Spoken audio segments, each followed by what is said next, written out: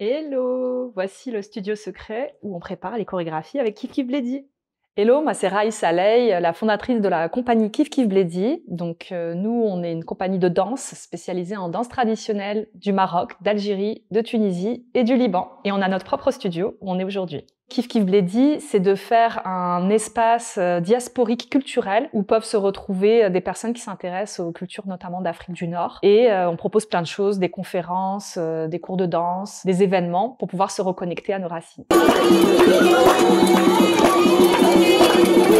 Alors, je me vois pas du tout vivre sans la danse. D'ailleurs, j'avais une carrière hyper sérieuse dans la finance pendant 15 ans avant. Et je dansais quand même tout le temps. Donc, quand j'étais petite, j'avais à peu près 6 ans, j'ai vu une danseuse étoile sur l'écran de télé et j'ai dit à ma mère, je veux faire ça. Donc, elle m'a inscrite au conservatoire, on avait une bourse. Et le deuxième événement, à peu près à la même période, c'est quand j'allais au Maroc où je conscientisais les premières fêtes dans les stars, donc les toits des maisons et les mariages où, ça y est, je commençais à avoir les danses traditionnelles, le hidous, la regada de chez moi, de Veroujda, dans la peau. Alors moi, j'ai créé la compagnie Kif Kif Bledi en 2017 et l'objectif était très clair. On apparaît nulle part en fait. Il y a des spectacles incroyables en France et nous, nos danses traditionnelles sont quand même précieuses. Elles ont des siècles de vie, de transmission orale et elles sont pas valorisées. Kif Kif Bledi a eu un impact beaucoup plus gros que ce qu'on pensait. Le truc le plus marquant, ça restera quand même Kif Kif Bledi à Moscou, un mois de janvier 2019. Donc évidemment, c'était avant tous les conflits actuels, c'était avant même la crise du coronavirus. Donc on se retrouve, nous, à moins 15 degrés à Moscou. Et puis, il y a eu un choc culturel, en fait. Les gens nous regardaient, on les regardait. C'était un festival autour des danses d'Afrique du Nord. Donc on était un peu,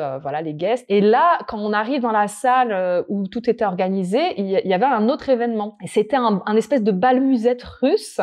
Où il y avait des vieux couples qui dansaient ensemble, qui buvaient et tout. Et on s'est dit, nous aussi, on va danser avec eux. Donc on a commencé à danser avec eux en mode marocain. Et c'était complètement déconnecté, irréel.